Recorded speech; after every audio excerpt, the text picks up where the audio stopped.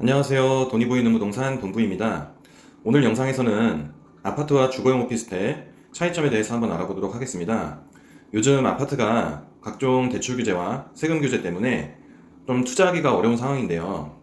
그래서 그 투자의 대안으로 주거용 오피스텔을 많이들 문의를 해주십니다.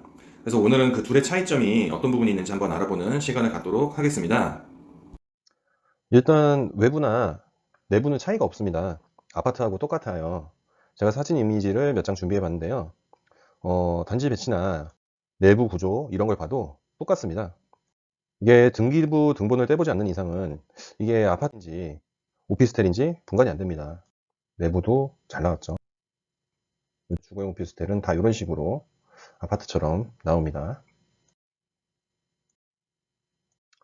그러면 아파트와 주거용 오피스텔은 어떤 부분에서 차이점이 있느냐 한번 살펴보면요.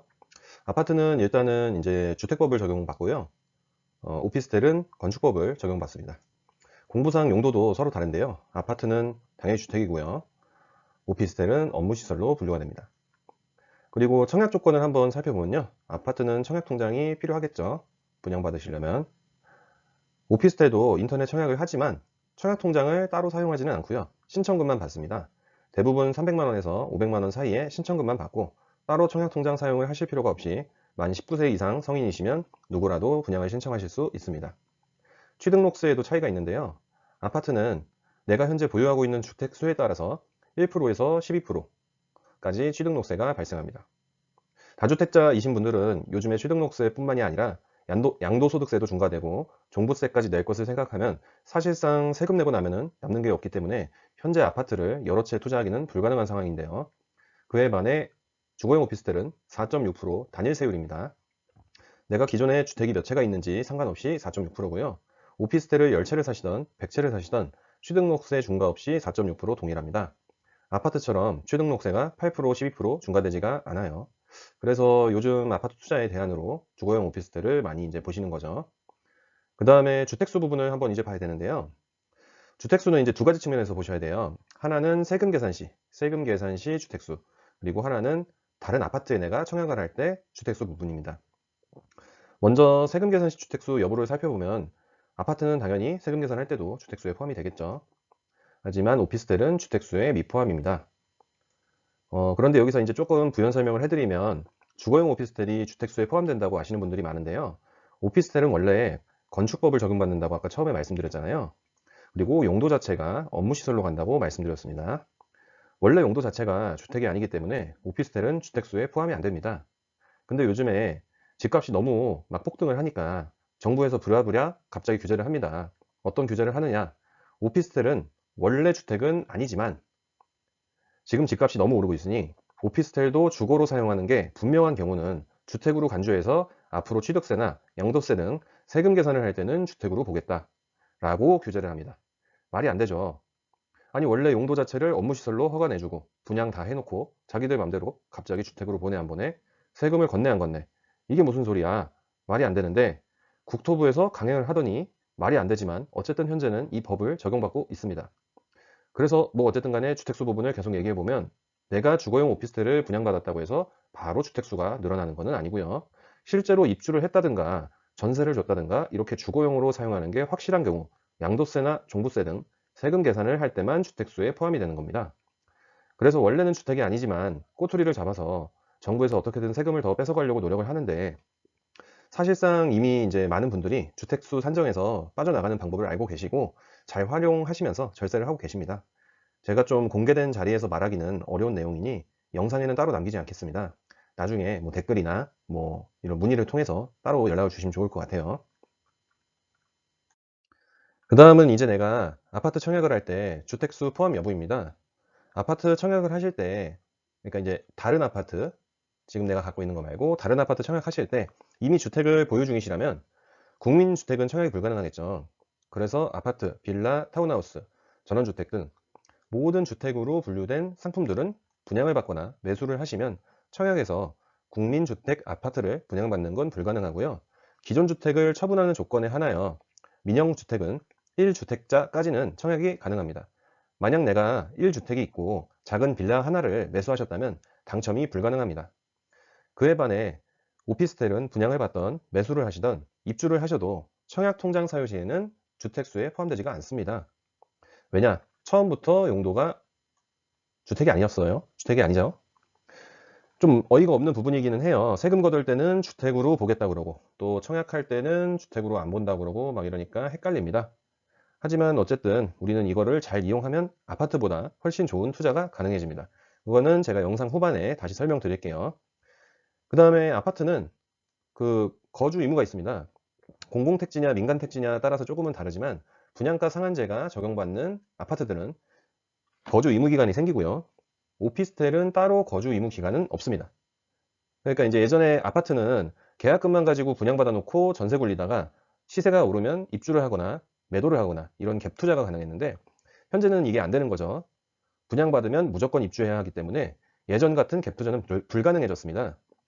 반면에 오피스텔은 아직 거주 의무가 없기 때문에 분양을 받고 계약금만 치른 뒤 입주 시에 전세를 놓고 나중에 시세가 상승했을 때 매도 처분하는 갭 투자가 아직도 가능하다 보시면 됩니다.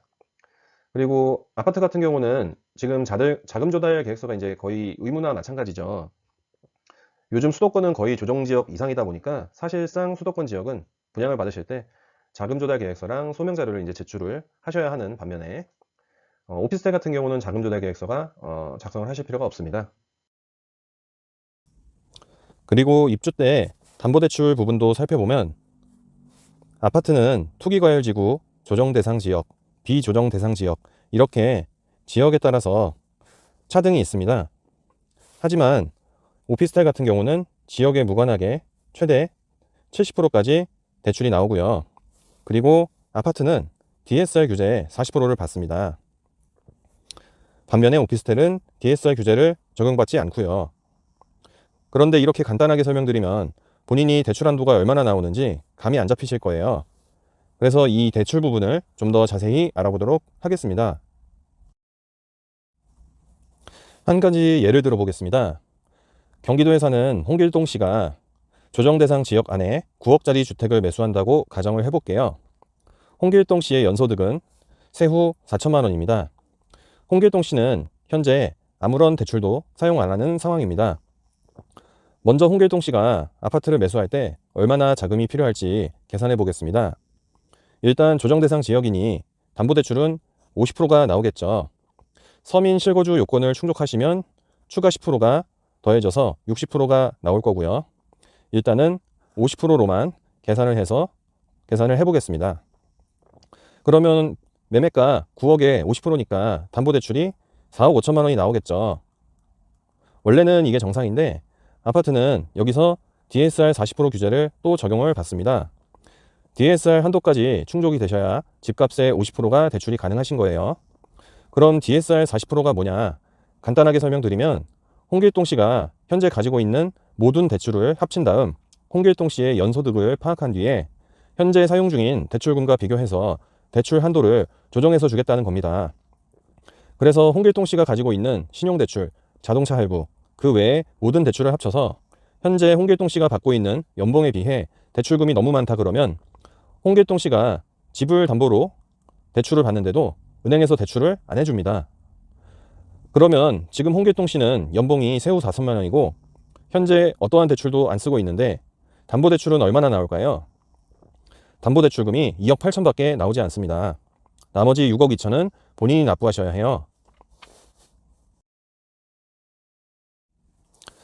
만약에 홍길동 씨가 연소득이 4천만 원이 아닌 7천만 원, 1억 원 이렇게 연소득이 오르면 대출 한도가 더 많이 나오긴 합니다.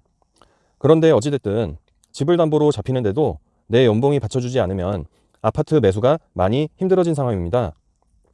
현재 전국적으로 아파트 거래량이 떨어진 이유기도 하고요.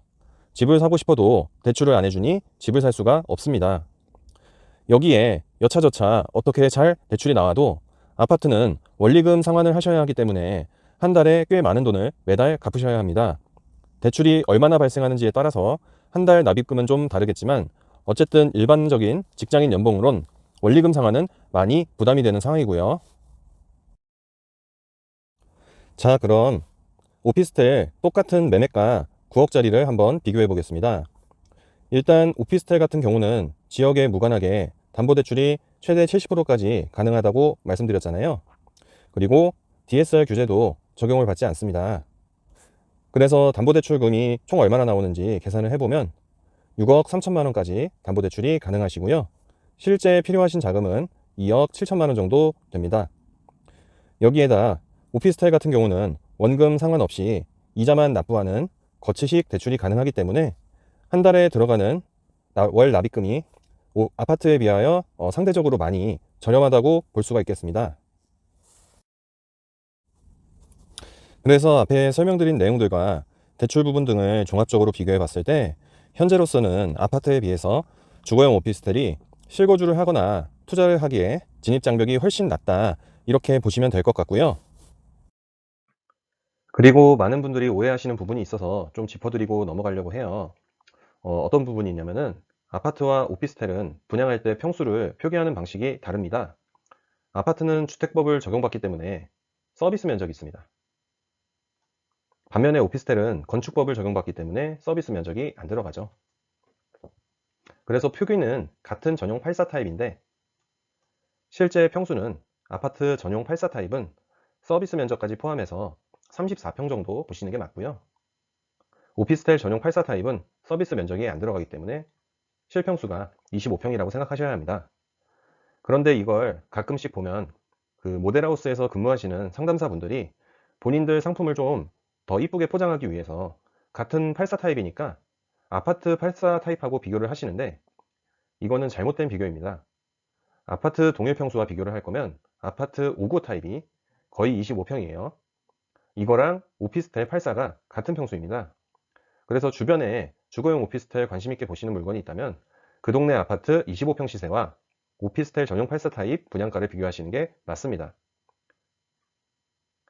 영상이 도움이 되셨다면 구독과 좋아요 한 번씩 부탁드릴게요. 감사합니다.